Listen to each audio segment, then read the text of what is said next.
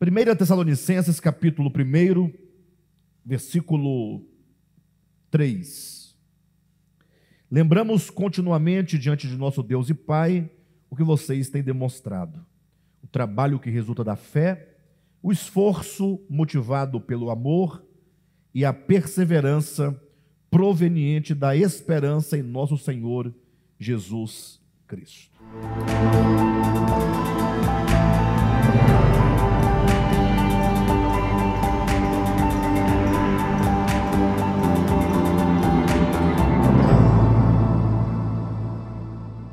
Essa carta é uma bênção, né? Temos aprendido muito, não somente com esta carta propriamente dita, mas também com os estudos que nós temos feito aqui no local de reuniões. Aí, ao longo de todos esses anos, o Senhor tem nos ensinado, tem revelado a nós a sua vontade e, sobretudo, Ele tem nos ensinado os seus caminhos. E esta epístola aos Tessalonicenses, de uma maneira especial, sobretudo o capítulo 1, no qual ainda estamos, tem nos chamado a atenção para um detalhe muito importante, algo que nós já temos dito aqui em várias mensagens, mas que é algo que demora muito tempo para ser assimilado no coração. Interessante que a maioria das verdades divinas, elas podem eventualmente ser assimiladas em 3 níveis. Porque assim que alguém, sobretudo um religioso, se depara com uma verdade bíblica, geralmente o que se costuma ver, inclusive na nossa própria experiência, é a resistência. A pessoa ouve, mas como ela tem outros dogmas, outra compreensão e outro direcionamento, a primeira reação geralmente é de resistência. A pessoa não aceita, não concorda, enfim. Mas embora ela compreenda o que está sendo dito, né? A pessoa compreende a informação, mas não recebe a informação, porque ela tem resistência. Mas pode ser o caso que essa pessoa chegue a um segundo nível, que é de não somente a compreensão da verdade ensinada, como ele pode assimilar para si aquela verdade no seu intelecto. Ou seja, ele passa a concordar com aquilo, até é possível que defenda aquele entendimento, aquele pensamento, mas somente no âmbito intelectual, quando não há ainda nenhum compromisso verdadeiro com aquela palavra. Quando eu falo compromisso, não é o compromisso de defender, é o compromisso de se relacionar, é o compromisso da própria pessoa para com a verdade.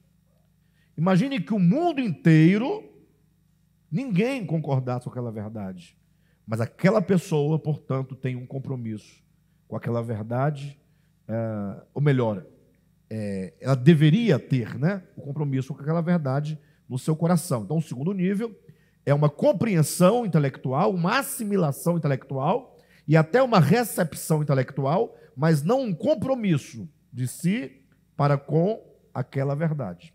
Porque aí segue-se, então, um terceiro nível, que é quando a pessoa não somente ela compreende o que está sendo dito, mas ela assimila para si no seu intelecto, né, o movimento de intelecção da verdade, mas agora ele também, no terceiro estágio, assimila no coração. E quando ela chega no coração, essa verdade, ela domina, portanto, e controla a vida do indivíduo.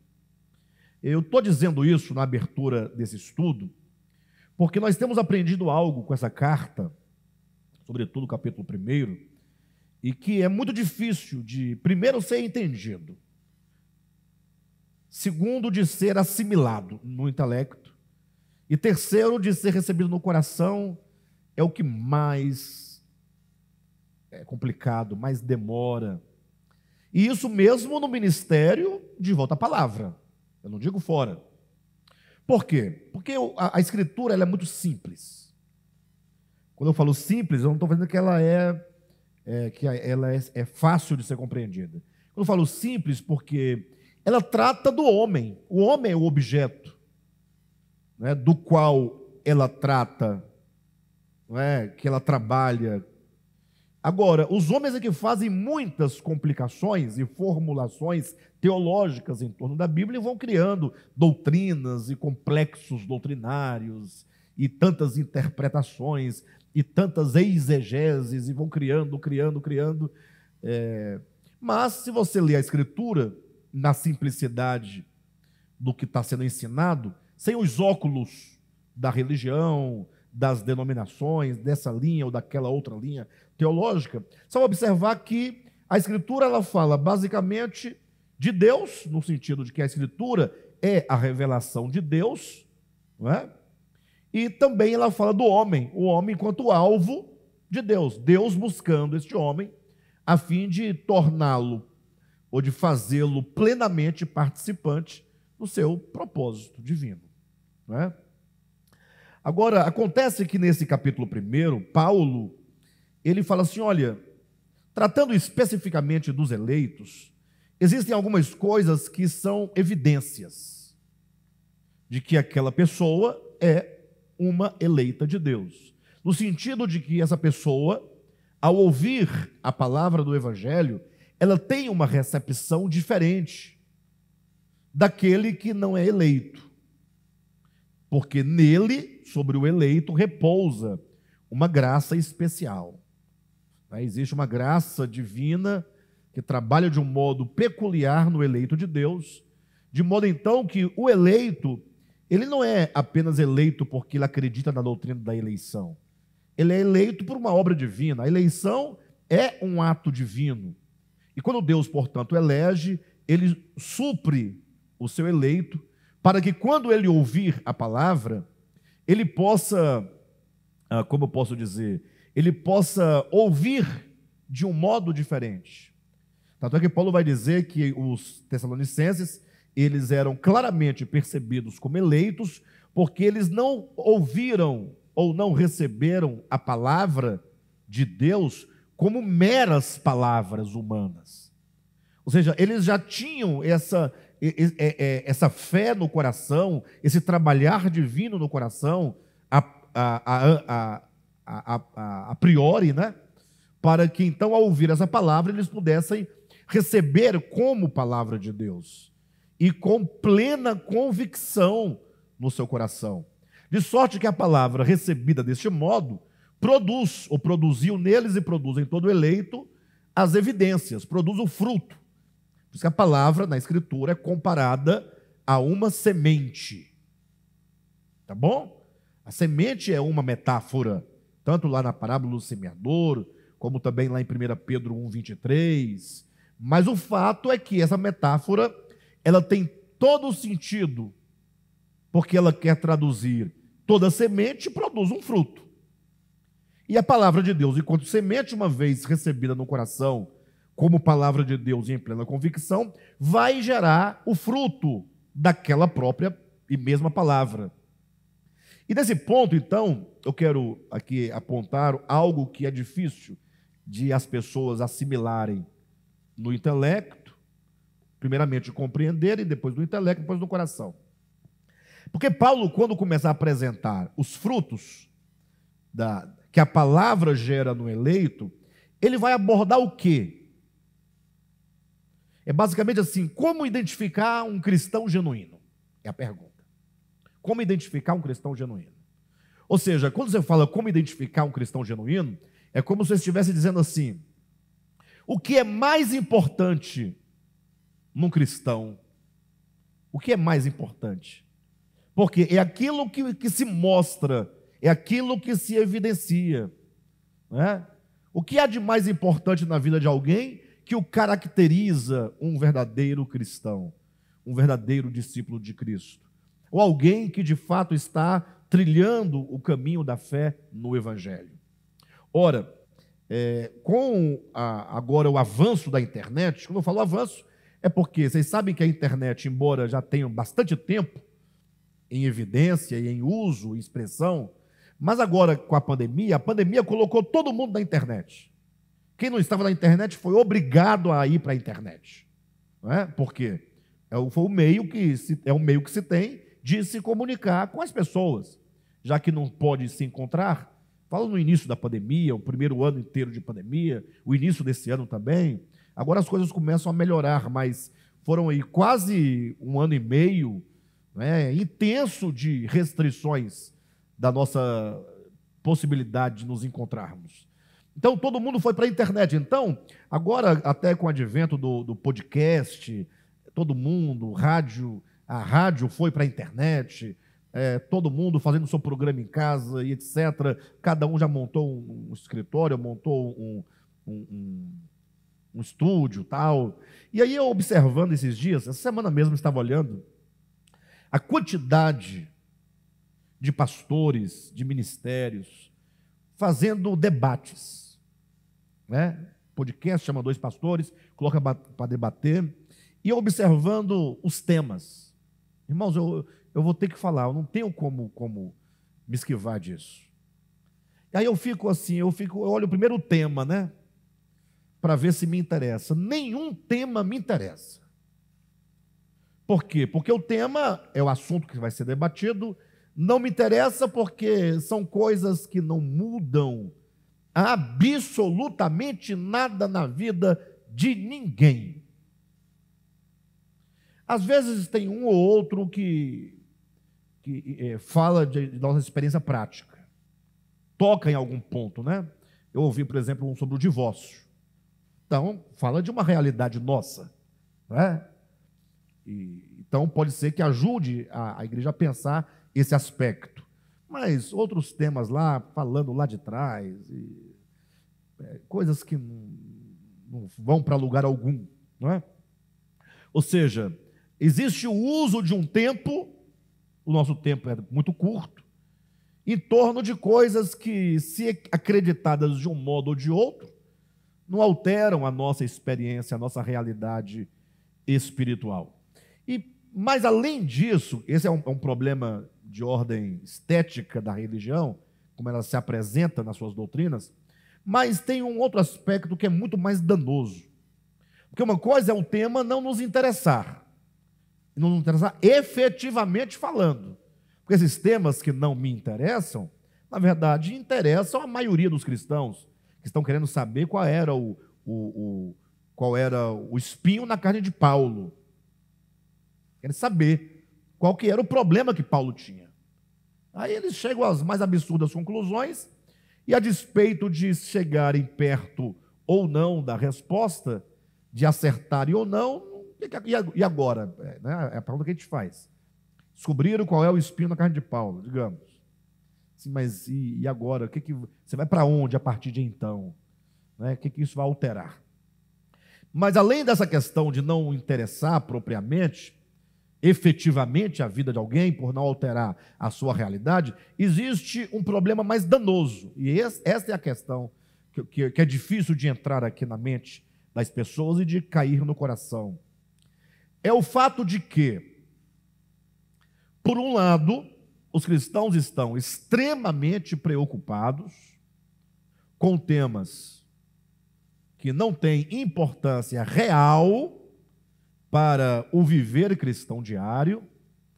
E o segundo é o fato de que, quanto mais você se ocupa e se preocupa com aquilo que não é exatamente importante, aquilo que é importante de fato, você está deixando passar despercebido. Daí as pessoas, então, debaterem assuntos. Nós tivemos agora no nosso retiro, inclusive, foi um belo retiro, um retiro maravilhoso, e lá nós fizemos o quê? Lá nós tivemos uma manhã maravilhosa, uma palavra maravilhosa, uma tarde de lazer, né? E foi uma coisa, jogamos bola, os irmãos brincaram de dominó, brincaram de xadrez, né? Depois nós ficamos lá, um grupo de jovens, tivemos uma tarde cantando canções que edificam, canções que falam alguma coisa boa para nós, né? e que nos distrai, que nos une, que nos reúne, né? Mas logo alguém que olha e vê, por exemplo, esse nosso retiro, um exemplo, né? Pode ser que fique pensando, puxa, mas por que não fazer um retiro inteiro, digamos, só de oração, só de palavra? Você não pode perguntar? E eventualmente até começar a procurar no lazer, julgar a natureza do que se faz ali. Então, se as pessoas se ocupam e se preocupam com um tanto de coisas que são parte da nossa vida humana, da existência humana, nós somos seres humanos, nós estamos na Terra, né? Até que nós não saiamos daqui, nós estamos aqui, estando aqui nós somos seres humanos, mas as pessoas estão preocupadas muito com alguns detalhes, e são detalhes que os homens próprios criam. Daí a pergunta: enquanto nós estivermos preocupados com aquilo que a religião inventou, seja a teologia, os debates teológicos, ou seja o conceito de pecado, ou seja o conceito de vida cristã, se é inventado, se não é estritamente bíblico, essas coisas nos ocupam e nos impedem de nós centrarmos a nossa atenção e nós então canalizarmos todo o nosso esforço naquilo que é essencial. Isso é difícil das pessoas entenderem. Eu me lembro que quando eu disse aqui no nosso ministério que nós não éramos evangélicos, e não somos mesmos, eu sei, foi um absurdo. Pessoas falam, e agora o que está acontecendo? Se não é evangélico, é o quê? Bem, é lógico que nós somos evangélicos, né, gente? É lógico. Somos evangélicos, somos cristãos, né? Somos protestantes. Mas em que sentido nós somos essas coisas? Não no sentido histórico da coisa. Nós somos no sentido do significado dessas palavras. Se entende evangélico como aquele que segue ao evangelho, então nós somos evangélicos. E os evangélicos não são evangélicos, portanto, porque eles seguem a doutrinas de homens na sua maioria. Eles estão preocupados em deterem, dominarem o conceito da natureza de Deus, se é triuna ou não. Não querem saber disso.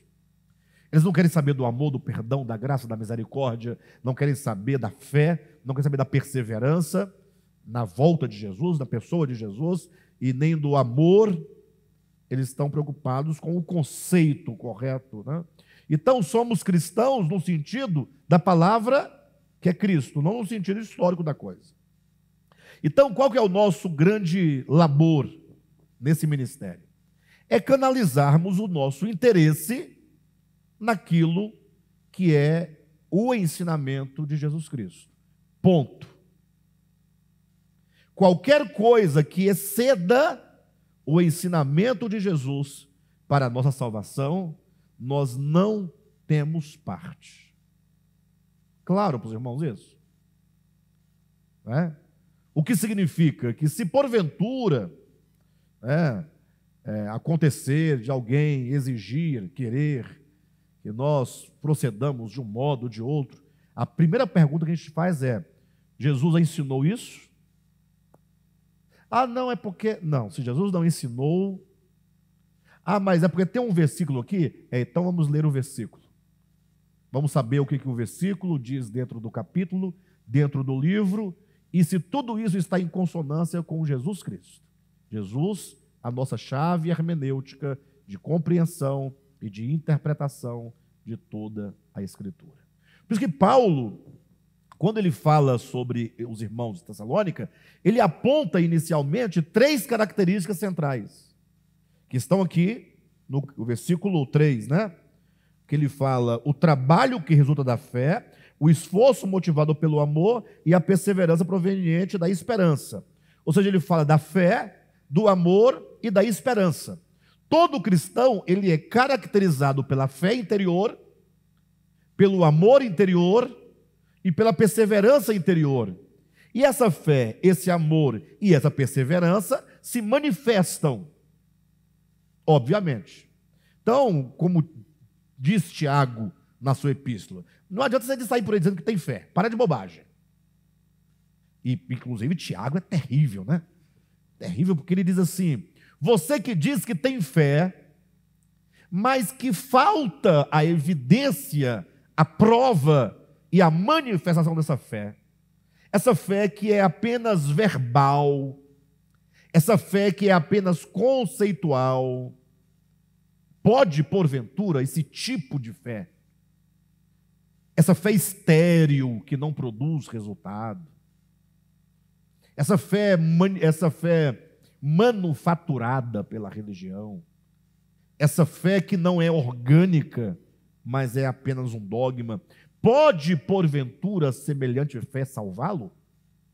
Olha, e esse questionamento de Tiago, ele ecoa até os dias de hoje, incomoda a muita gente, caso nós ouçamos e procuremos uma resposta. Porque quando você fala, pode semelhante fé salvá-lo? Então, ele não está perguntando se a fé pode salvar o homem. Não. A fé salva. O homem é salvo mediante a fé. Pronto. A fé enquanto meio, né? Não enquanto agente salvador, que é Cristo. Mas a fé enquanto meio. Porque a fé é o que vai nos conectar ao Cristo interior. Entenda que o Cristo de Deus, que é eterno, ele se manifestou no tempo na pessoa de Jesus. Mas esse Cristo que se manifesta na história e se manifesta no tempo, é um Cristo sempre presente dentro do homem. Antes da encarnação de Cristo e depois da encarnação de Cristo. Ele continua sendo o Cristo presente, o Cristo interior, aquele tesouro escondido, né, que é o reino de Deus dentro do homem.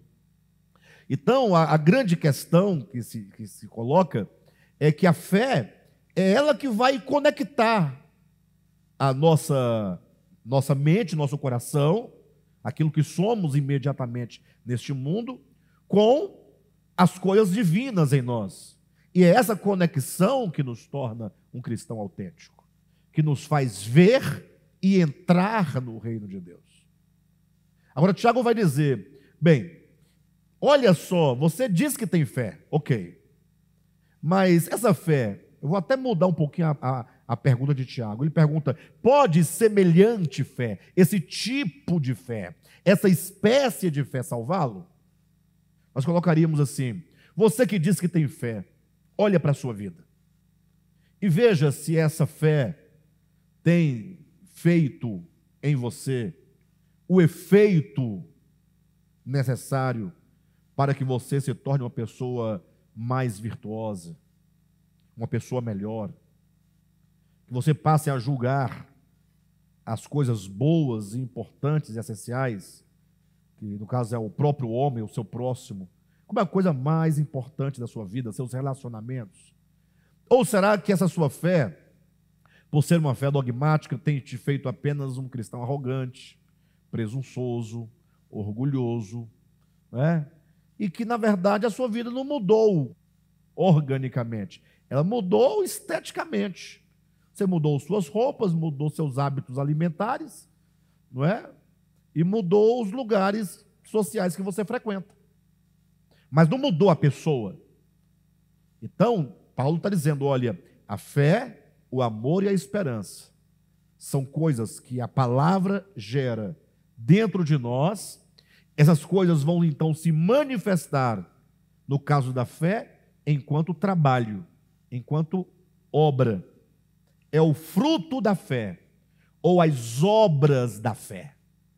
Como nós dizíamos semana passada, não são as obras da lei, são as obras da fé, o trabalho da fé. Diz que o amor, ele vai gerar a abnegação do amor, ou nessa versão que estamos trabalhando, diz o esforço motivado pelo amor. E sobre a esperança, fala que ela vai gerar perseverança. E é importante que nós entendamos essas três coisas, para que ninguém entenda essas coisas como uma doutrina, como sendo mais uma pregação sobre o tripé da vida cristã, tal, ai que maravilha, tal. Vamos entender essas verdades do ponto de vista antropológico. Ou seja, como o homem é afetado na sua história, e por que que o homem precisa dessas três coisas? Não é o crente que tem que ter, é o homem que precisa, e o crente obviamente deve ter, porque me parece que se o homem perde essas coisas que aqui estão ditas, por ocasião do pecado, Gênesis capítulo 3, o crente, me parece, é este homem que foi redimido. Ora, se ele é redimido, então ele tem de volta aquilo que, quando o pecado entrou, lhe foi tirado. O que é redenção? O que é redimir? Não é resgatar, trazer de volta? Então, vamos imaginar, o homem, quando ele, conforme Paulo diz, Romanos 5:12, né? Assim como por um só homem entrou o pecado no mundo. Quando o pecado entrou no mundo, ali três coisas fundamentais aconteceram com o homem. E é importante começarmos a entender, a pensar a nossa experiência humana a partir desse contexto bíblico histórico todo. E não pensar como foi que você aprendeu na escola dominical, porque é fria. Ou seja, o homem, quando foi criado, e então quando ele pecou, ele peca exatamente por não confiar na palavra de Deus. Ou seja, o homem foi criado por Deus, o homem tinha comunhão com Deus, o homem, de certo modo, conhecia Deus, mas quando a serpente lhe vem conversar, ele deixa de confiar em Deus, deixa de crer, no sentido, né, de crer em Deus, consequentemente deixa de exercer fidelidade para com Deus, para seguir a serpente. Então, o primeiro e grande problema do homem está na fé, ou na ausência da fé. Primeira grande coisa. Então, quando alguém recebe o Evangelho, crê no Evangelho, então, o que se resgata imediatamente nele? Aquilo que lhe fez desviar do caminho. Aquilo que lhe fez se afastar do Criador. Ou seja, voltar o meu coração em plena confiança em Deus. Em plena fé em Deus. Na sua palavra. E duvidar absolutamente de qualquer conversa ou argumento ou sofisma da serpente, de modo que só Deus é verdadeiro. A fé, ela é uma questão que está desde Gênesis. Não é a fé dos evangélicos, a fé do Novo Testamento. É quando fala que a fé veio no Novo Testamento, está falando dessa fé na pessoa de Jesus, na sua obra, nesse trabalho específico, nessa obra específica de manifestação da salvação. Mas é óbvio que toda a obra de Cristo visa nos conduzir de volta a Deus. Porque a própria obra de Cristo é uma obra intermediária. A obra de Cristo não é uma obra final.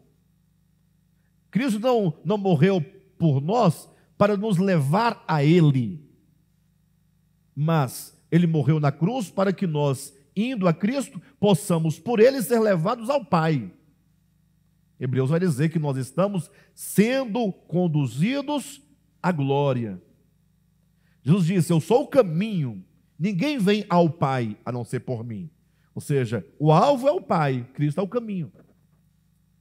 Bem, de todo modo, a fé é o primeiro ponto. Mas quando o homem, lá no Éden, também pecou, vamos falar do pecado original, enquanto a decisão no coração de viver de si, por si e para si mesmo. Irmãos, é inevitável. É inevitável. Porque quando Deus criou todas as coisas, Deus nos criou nele.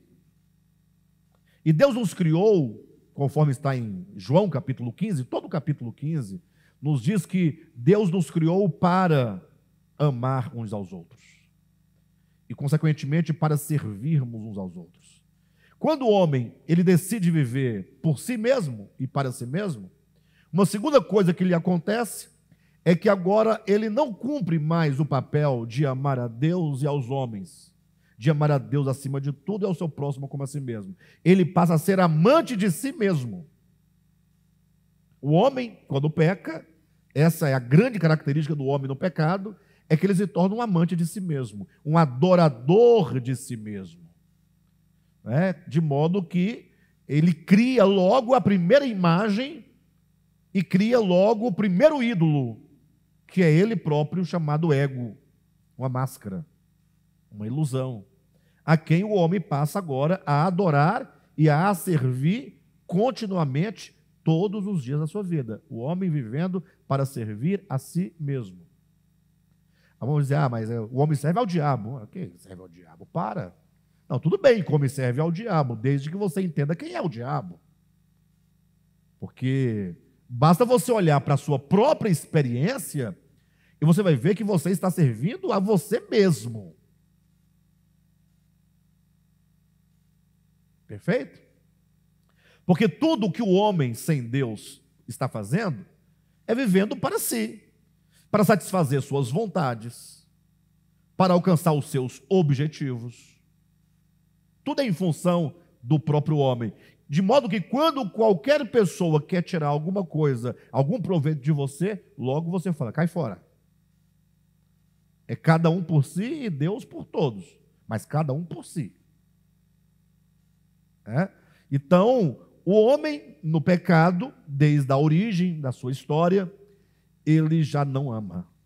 O amor é impossível ao homem caído. Vamos colocar nesses termos. O amor é impossível. De modo que o próprio amor que o homem em si tem é um amor próprio. É um amor próprio. E aí não adianta. Para onde você for, o amor é próprio. Toda espécie de amor. Eu fico olhando as pessoas, eu sei que eu vou falar isso aqui, 1 milhão de gente vai discordar de mim. Mas não tem problema não, um dia você vai concluir a mesma coisa. Eu fico olhando as pessoas falando, né? Eu quero ter um filho. Eu falei, você quer ter filho para quê? Para que você quer ter um filho? É a pergunta. Eu nunca ouvi alguém dizer assim, olha, eu quero ter um filho porque eu quero ter alguém para quem eu possa viver, a quem eu possa servir, de quem eu possa cuidar, e independentemente do que ele fizer, não faço nada buscando nenhum retorno, nem mesmo reconhecimento. E ainda que esse filho faça tudo o contrário, me ofenda, me abandone, me cuspa, me bata, eu continuarei com a mesma dedicação. Deus é assim. Quando Deus diz que Ele ama o homem, Ele é assim. Porque o amor não busca os seus próprios interesses. Então, vamos conversar aqui. Quem quer ter um filho, quer ter um filho. Eu quero ter um filho. Eu tenho um filho. Eu tenho. Porque se você quer cuidar, por que você não ajuda a cuidar o filho alheio? Leva roupa para o filho alheio, leva o filho alheio para passear. Não precisa ser propriamente seu filho. O meu filho. Eu estou tocando aqui no amor de mãe, que é o amor mais puro. Para não precisar de falar de todos os outros tipos de amor, que daí, se o amor de mãe já é assim, é o meu, daí vocês percebem, né? Não quer dizer que está tudo acabado, o amor de mãe não existe. Existe, o amor de mãe existe. Quer dizer que o amor de mãe ou qualquer outro tipo de amor é um amor que vai até certo ponto.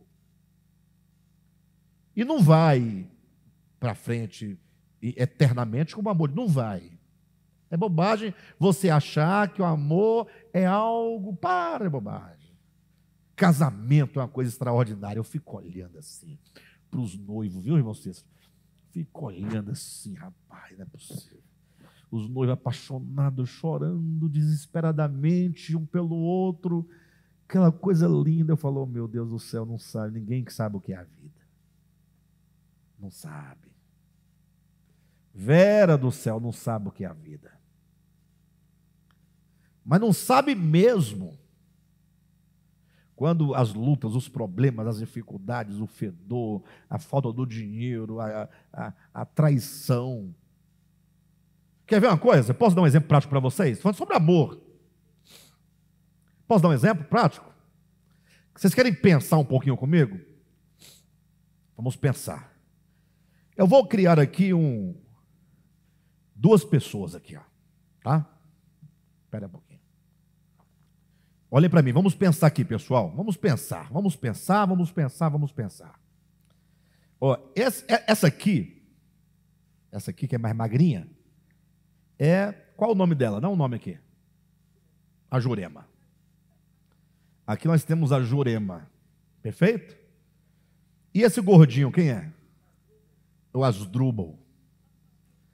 Nós temos a Jurema. Estamos falando sobre o amor, tá? Estamos falando aqui, nós temos a Jurema. E aqui nós temos o Asdrúbal. A Jurema fala, Asdrúbal é o homem da minha vida. Olha, não podia ser outro, tinha que ser o Asdrúbal. E Asdrúbal para cá, Asdrúbal para lá, e vai. E o Asdrúbal também diz que a Jurema é extraordinária, a mulher da vida dele, é um amor invencível. Ah, tá, muito bem. E não podemos também duvidar do amor de um casal, né, queridos? Não pode, porque senão você acaba com sua vida. Você tem que acreditar. Tem que acreditar no amor, tá? Agora, acontece que num certo dia, a Jurema descobriu que o Asdrúbal tinha uma fraqueza. Ele gostava de ter amizades com outras mulheres e ficava muito atirado para outras mulheres. Mas ela descobriu lá por 10 anos de casado, bem depois. No início não era possível perceber essas coisas, primeiro porque o Asdrúbal escondia muito bem, e segundo que a paixão que Jurema sentia por Asdrúbal não lhe permitia ver. Concorda ou discorda comigo? Mas ela descobriu. Quando ela descobriu, o que acontece? Ela aceita ou ela não aceita? Ora, mas ela não amava Asdrúbal? Ela ama Asdrúbal do jeito que ela imagina que Asdrúbal seja. O Asdrúbal que ela ama não é o Asdrúbal. É o Asdrúbal que ela, na mente dela, desenhou. Fiel, honesto, respeitador, trabalhador. De modo, então, que a partir de agora, se o Asdrúbal continuar nessa vida que ele pensa que pode ter, ela vai falar, olha, não foi esse o Asdrúbal com quem me casei. Sim ou não? Ele vai dizer, não, você se casou com esse Asdrúbal. Agora, o que você criou na sua mente, não sou eu. Então, dê a sua versão. Sim, sim. E por isso ela imaginou que ele fosse de um jeito, mas ele não era. Mas não importa se ele escondeu, só que ela amava um Asdrúbal fiel. Então, ela não ama essa pessoa, ela ama um Asdrúbal que não existe, que só existe na cabeça dela. Então, ela ama o Asdrúbal ou ama a si mesma? Porque esse Asdrúbal é ela própria, não é uma pessoa. É ela própria. Porque se ela amar Asdrúbal, ela continuará a amá-lo, independentemente de qualquer coisa. Independentemente de qualquer coisa. Mas isso não é a Jurema, não. É a humanidade, é o ser humano que é assim. É simples, a irmã Vera disse que não concorda com o meu exemplo. Então, como o meu exemplo é um exemplo fictício, ele também não existe. É só, a partir de hoje, você começar a olhar para o mundo e você verá que o mundo é assim. Você vai ver, por exemplo, um presidente da República que traz para junto de si, como um ministro dos mais importantes do seu governo, uma pessoa que vai ser amada pelo Brasil, ou pelo menos dos partidários desse presidente, que vai ser a esperança. Num dado momento, aquele ministro passa a se comportar de outra maneira. Quem está me entendendo? E agora ele não presta mais. Porque ele só presta se ele continuar do modo como iniciou. Como ele não pode continuar do modo que iniciou, porque o modo que ele iniciou era um modo fingido, e o modo que ele está agora é o modo como é. Então, descobriu-se que aquele amor não era amor. Entenderam ou não? Isso acontece em todas as relações. Vou colocar uma mais quente. Está um indivíduo sentado aqui nesta cadeira azul à minha frente, sorrindo, cantando, aplaudindo, me beijando, me jogando para cima, almoçando comigo, bebendo comigo, saindo comigo, sorrindo comigo. Até quando que isso acontece? Até o dia que alguma coisa na nossa trajetória acontece que frustra a expectativa dele. O Alexandre continua o mesmo e no mesmo lugar. A pessoa diz, eu não posso mais ficar com o Alexandre. Mas e cadê o amor que você sentia pelo Alexandre? Onde está? Estou perguntando para vocês. Não está. Não está. Eu posso até amá-lo desde que o Alexandre seja exatamente aquilo que eu quero que ele seja. Agora o exemplo mais bombástico de todos. É Deus. Deus, ele não deixa de nos amar, em nenhuma hipótese. E há vários motivos por que ele não nos deixa de amar. Primeiro, porque ele não pode se decepcionar conosco, porque ele sabe quem nós somos. Então, quando Deus nos ama, ele nos ama como nós somos. E sim, tem alguma coisa que nele causa repugnância. É o nosso fingimento de tentar fingir para ele aquilo que nós não somos. Aí ele fica estressado, ele fala, estou a ponto de vomitar-te da minha boca. Em outras palavras, para de ser hipócrita, eu te amo assim mesmo. Então, o amor divino é o amor verdadeiro. E, na verdade, não, é até meio contraditório falar o amor verdadeiro. O amor divino é o amor. Porque o que não for amor é outra coisa, não pode ser amor. É único. Por isso que Deus é amor, e Deus em nós quer amar a humanidade. E isso foi o que o homem lá no Éden perdeu. Quando ele decidiu não viver por meio de Deus. A árvore da vida é o próprio Deus, viver por Deus. Sermos nós canais de Deus, Deus em nós nos enchendo, e Deus servindo em nós, Deus amando por nosso intermédio, Deus realizando por nosso intermédio. O que o homem fez? Ele passou a viver por si, em si e para si mesmo, o que fez do homem um ser egoísta. Quando o homem, então, ele é redimido, logo, esse amor começa a brotar no homem novamente. E, evidentemente, tanto a fé quanto o amor, de que estamos falando, esse retorno, esse resgate do que foi perdido, é um resgate paulatino, pouco a pouco. Entende, não? É algo que vai crescendo, que vai aumentando.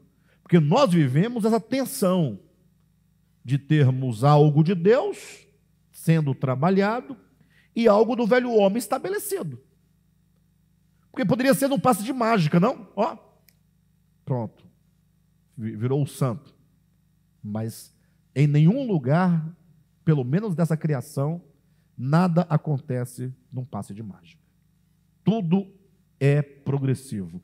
Todas as obras de Deus, e uma das grandes provas de que todas as obras de Deus, elas são assim, obedecendo uma natureza crescente, é a própria encarnação de Jesus. Porque, vamos pensar aqui. Isso, inclusive, é um pensamento que está no livro Nascidamente. Puxa, não seria mais fácil e mais prático Jesus simplesmente aparecer na Judeia? Sim ou não? Aparecer.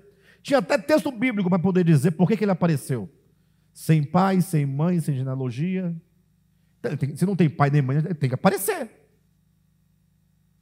Mas não. Olha as ideias de Deus. Vai ter que ser concebido. Concebido. E agora, o Criador vai ser gerado. E vai ser concebido e vai ser gerado por 40 semanas, acompanhando o limite do tempo, 1 segundo, 1 minuto, 1 hora, 1 dia, 1 semana, 2 semanas, crescendo, ainda não dá para ver o sexo do bebê, ainda não tem isso, ainda não tem aquilo, e vai se formando. Isso é Deus, ué. Seu próprio Cristo, ao se encarnar, passa por todo o processo. Estava lá o menino com 12 anos, crescendo em graça, crescendo em sabedoria, crescendo de... Uai, mas por que eu tenho que ser agora um pecador morto e amanhã Não pode, não existe isso. Então estamos nesse processo. Então não se entristeça. Apenas se alegre pelo fato de você ter a ciência e a consciência de que você está caminhando. Apenas caminhe. Se você estiver em movimento, pronto. Isso é o que Deus espera de você. Por isso que o terceiro ponto, depois da fé, o trabalho proveniente da fé, o esforço do amor, porque amar é esforçar-se. Se você ama, você agora vai dedicar todo um esforço em prol daquele a quem você ama. É certo que há pessoas que têm muito, vamos de dinheiro mesmo, né? Muito dinheiro, mas muito. E aí, por que essa pessoa, por que ela não ajuda as pessoas, né? Porque um bilionário, ele poderia, pelo menos, uma vez por ano, mudar a vida de uma pessoa. Uma pessoa. Um bilionário. Né? Imagina um bilionário, falar assim, eu sou bilionário, então, deixar meus empresários cuidando das minhas coisas, aí eu vou andar no mundo, aí aparece aqui Vicente Pires, aí conhece a Vera, olha. Aí ele fala assim, olha, eu decidi que esse ano eu vou mudar a vida da Vera. Como é que eu posso mudar a sua vida? Você pode comprar uma boa casa para ela, não é? E já está de bom, já mudou a vida dela. Olha que coisa boa. Dá nada para um bilionário, dá? Aí amanhã ele vai em outro lugar, vê o Cadmo. O que eu posso fazer por você? É fazer alguma coisa, né? Não poderia ser ou não? A gente fica pensando nessas coisas mirabolantes. Por que ele não faz isso? Né? Mas, porque ele não faz, eu não sei. Eu sei que isso não é justificativa para eu não fazer. Porque o amor, a Bíblia fala sobre a abnegação do amor. A abnegação é abrir mão de si. O amor, por definição, é abrir mão de si. E é tudo, voltando aos exemplos, viu, Vera, que você não concordava ou não concorda, é tudo o que o homem que diz que ama não faz, abrir mão de si. O amor é mantido enquanto as estruturas são mantidas. Não quebra a estrutura, não, porque o amor vai acabar. Existe, Deus é amor. E nós somos chamados a amar com o amor divino. Não, mas o amor não vai acabar rapidinho, porque eu disse não, está acabando, o Senhor dizer. A irmã Vera quer me culpar. Se a partir de agora, porque eu falei, os casamentos vão acabar. Não, já está acabando. Eu amo quem me ama. Agora eu vou dizer para vocês, viu? A Vera falou, então não tem amor? Tem. Esse amor é o amor divino que está sendo trabalhado em nós. Vocês acham que alguém é capaz de levar até o fim o amor a despeito de tantos problemas pelas quais ela passa? Tem pessoas que, veja bem, imagina uma pessoa num casamento, aí passa por uma tribulação, aí você dê o nome que você quiser para essa tribulação, passa por outra, e ali ela vai catando uma mona, mas vai se segurando. Isso é um amor divino, essa pessoa. Porque pela própria pessoa, não. Pela própria pessoa, não. O homem é egoísta de natureza, queridos. Não é? Olha, para você ter uma ideia, eu vou contar uma história pela metade. Mas só para vocês terem uma ideia. Uma pessoa muito próxima de mim conta que ela chegou num restaurante uma vez e tinha uma banda tocando num restaurante. A banda tinha, vou contar só a metade da história, porque o final não interessa. A banda tinha 5 músicos. Tinha um cantor, tinha um tecladista, um contrabaixista, um baterista e um saxofonista. E aí o cantor foi contratado para tocar, essa banda foi contratada para tocar para ele, né? Ele cantava. Aí um dia, olha o que ele fala para o dono da churrascaria. Olha, eu também toco teclado. Por que você vai ter que pagar um cantor e um tecladista? Não faz sentido para você. Lógico que vai me sobrecarregar. Mas você aumenta um pouquinho o meu salário, manda o tecladista embora, e eu canto e toco. Ué, simples assim. Não? Sim ou não? Ou seja, ao invés de sermos 5, você vai ter 4, vai pagar só 4. É melhor para o senhor. Aí o cara falou, então, mandou embora o tecladista. Está lá o cantor cantando e tocando um teclado, passou uma semana, um mês, 2 meses, ele chega para o dono da casa e diz, você já observou que nesse teclado aqui eu posso colocar aqui, ó, com esse botão aqui eu faço um saxofone, ó. E ele reproduziu o som do saxofone, né, sample, aqui, igual o outro lá. Por que você paga um saxofonista se eu posso segurar a base aqui e na hora do solo dele eu faço o solo aqui, só apertar um botão, eu tenho o som do saxofone. Cara, é lógico que vai me sobrecarregar, evidentemente. Mas você melhora um pouquinho meu salário e despede o saxofonista. É boa ideia. Dispensou o saxofonista. Mais 3 meses depois, ele falou assim, o senhor já viu que aqui também tem uma bateria eletrônica? Tem virada e tudo, que eu faço tudo aqui, ó. Ou seja, no final ficou só ele, tocando. Evidentemente que antes de o último sair, falou umas verdades para ele. E é o final que eu não vou contar para vocês, lógico. Porque é a parte ruim da história, né? Mas até aqui já ilustra como que o ser humano é. Aí eu pergunto, você prefere trabalhar com 5 pessoas, dividindo a tarefa e os salários? Ou prefere acumular 5 funções e ganhar os 5 salários? Não responda. Não precisa responder. Porque afinal, só você precisa de trabalhar. Você já observou isso? Que ninguém mais precisa de trabalhar, porque ninguém mais precisa comer nem vestir. Só você.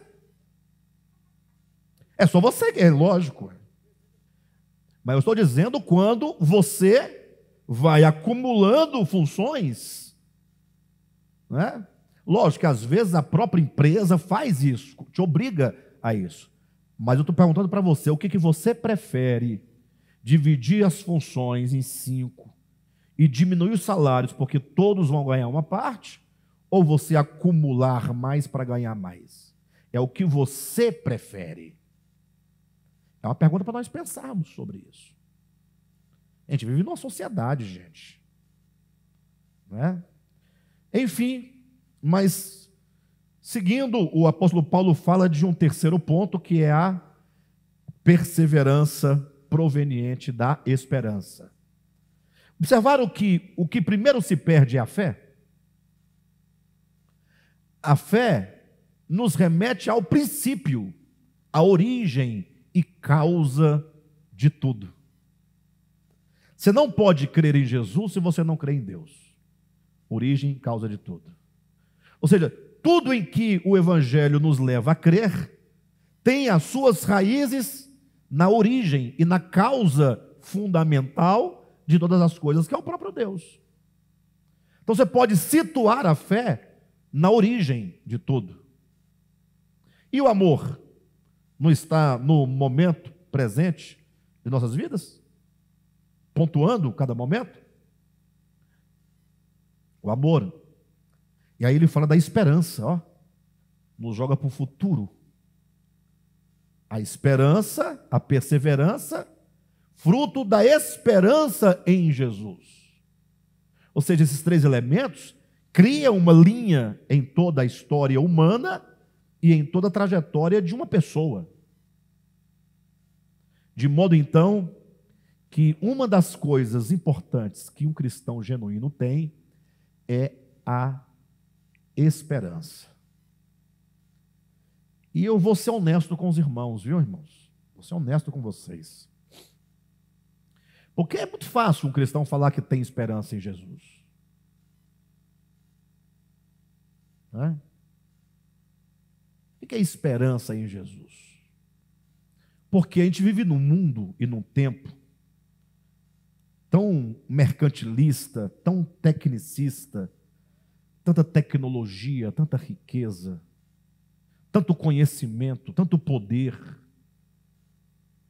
que nós esperamos em quê mesmo, de fato? A nossa garantia mesmo está onde? Então, quando Paulo fala sobre a perseverança da esperança, você tem que se perguntar, qual é a minha esperança de fato? Porque se a minha esperança é a volta do Senhor Jesus, o que para mim, na minha singela opinião, só os pobres e lascados ainda acreditam e esperam. Quando você vê uma pessoa assim muito tocada pela vinda de Jesus, ela não tem um tostão no bolso. Observa. Está endividada, está doente, ela tem algum problema. Porque uma pessoa rica, dinheiro no bolso, saudável, ela quer saber do churrasco no final de semana, poxa, da viagem, do carro novo, alguma coisa que ele está fazendo, entendeu? Essa denúncia é grave. Pastor, eu conheço uma pessoa muito rica que está esperando Jesus voltar. Será? É a pergunta que a TT faz. Gente, vocês não têm ideia.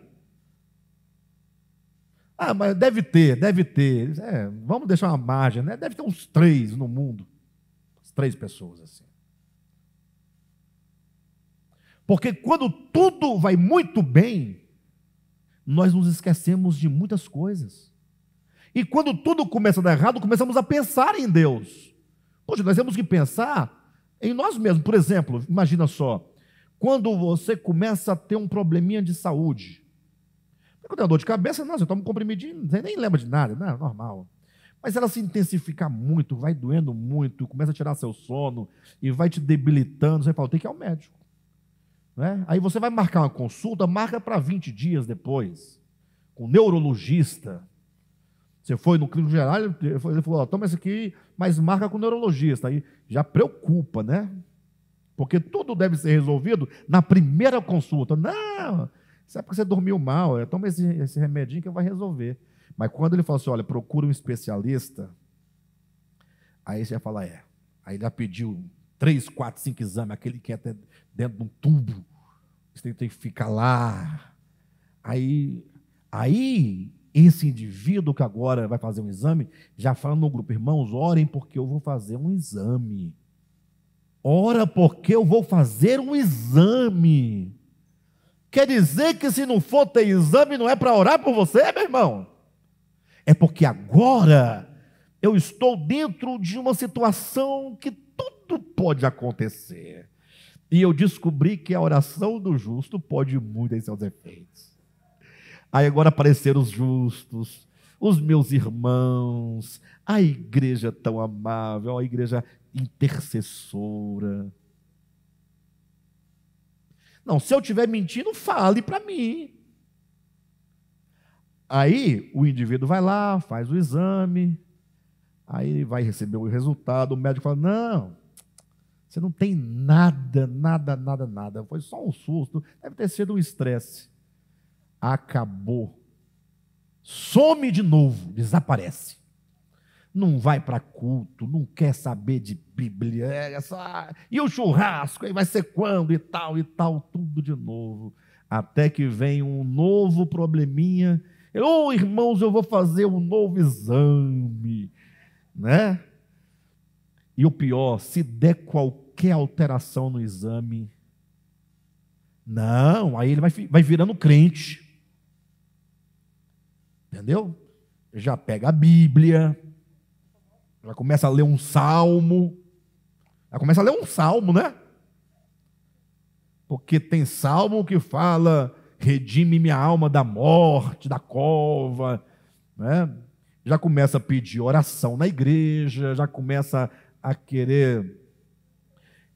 E o problema é que, se porventura isso resultar numa enfermidade terrível, aí pronto, aí não tem crente mais fiel da oferta. Fica bonzinho com a mulher, mansinho. Até porque a mulher tem que cuidar dele, né? Aí vai. Agora, tem pessoas que são bem fiéis sem não ter doença. Tá? Eu estou apenas mostrando como é que é o geral da coisa. O geral da coisa. Né? Nós temos um irmão aqui mesmo, inclusive, o irmão Amarildo, está passando por um tratamento de câncer, né? Em nome de Jesus, ele vai se livrar. Mas esse irmão, o espírito dele é o mesmo de sempre. Não, o espírito dele é o mesmo. Nunca mudou. Desde o primeiro dia que ele chegou aqui, que o espírito dele não alterou. Nem sabendo da doença, se perturbou. Lógico, tem todos os cuidados, tudo tem que fazer. Mas ele fala assim: olha, ele mandou uma mensagem no grupo do oficial. Pô, o irmão que está com câncer, né, em plena pandemia, está com câncer de medula na coluna. Falou: irmãos, eu não vou poder estar com vocês no retiro. Mas, olha, é o que eu queria muito. Mas na próxima eu vou estar. Gente, a situação dele, digamos, era nem falar nada, está todo mundo sabendo que está tratamento. Mas ele não está querendo que os outros, ele quer dizer que ele gostaria muito e que a enfermidade está impedindo, mas ele vai estar. Vocês entendem a história? Então, assim, eu não estou acabando com tudo que não existe. Eu quero dizer que estamos vivendo um tempo de muita raridade, de uma fé ou de uma esperança viva mesmo no Senhor. Que dinheiro é bom? Ninguém discorda disso. Mas dinheiro é bom não para roubar nossa esperança, nem substituir nossa esperança, mas para te dar uma vida mais digna, uma vida mais confortável, de modo que você possa tornar a vida de outros uma vida melhor. Aí dinheiro vale a pena. Aí, pode mandar, Jesus, dinheiro, para tornar a vida das pessoas melhores. Vocês entendem? Puxa, que maravilha. Porque melhora primeiramente a sua vida. Olha que maravilha. Já é uma coisa boa. Mas você vai melhorar a vida do outro, e do outro, que ajuda o outro. E assim isso vai expandindo e não tira aquilo que é essencial. A esperança. Mas a esperança não pode estar somente na vinda de Jesus. Porque a vinda de Jesus, no sentido mais amplo de interpretação, pode ser entendido: ele veio para mim quando eu morri. Nesse sentido. Não estou reduzindo o evento escatológico à morte de alguém. Não. Quero dizer que, quando alguém morre, para aquela pessoa, certo? Ele já entra na esfera do espiritual e da eternidade, porque ele sai da esfera temporal dos sentidos. Então, assim, é preciso que nós consideremos que não basta dizer que temos esperança. Paulo diz: a esperança produz perseverança. Aí é que está o detalhe. A perseverança é a materialidade, a materialização, é a substantificação, é a prova, é a mostra de que nós temos esperança. É perseverar. E aí eu quero encerrar essa mensagem perguntando uma coisa para os irmãos. Eu quero que vocês, se lembrarem disso, façam esse exercício em casa. O que poderia acontecer na sua vida capaz de tirar a sua perseverança? Logo a pessoa vai responder: nada. Sim ou não? Mas não responda isso, não. Pense em muitas coisas. Um exemplo prático. Jesus veio ao mundo, né? O Cristo de Deus se fez homem, se fez Jesus, né? E naquele episódio de João capítulo 6, quando Jesus fez aquela explanação lá do pão da vida, né? A carne, o meu sangue, minha carne e tal. Diz a Escritura que, ao cabo, aquela mensagem dele não foi muito bem recebida pelas multidões. Não foi bem recebida. E diz o texto que todos, ou todas as multidões, abandonaram Jesus. Essa é a palavra. Duro é esse discurso. Ficando apenas os 12. Pelo menos sobraram 12, né? E aí Jesus, diante disso, eu fico imaginando a cara dos discípulos olhando para Jesus. Cada um mais desconfortável com o outro, né? Como que, olhando para Jesus, pensasse de Jesus assim: e agora? Nem as multidões te querem mais. O que vai ser de Jesus agora? E Jesus, vendo o semblante desses discípulos, Jesus falou assim: e vocês também não querem voltar? Em outras palavras, ainda que os 12 também recuassem, Jesus continuaria. Olha a perseverança de Jesus. Ou seja, nada era capaz de tirar Jesus da sua missão, do seu caminho, do seu foco.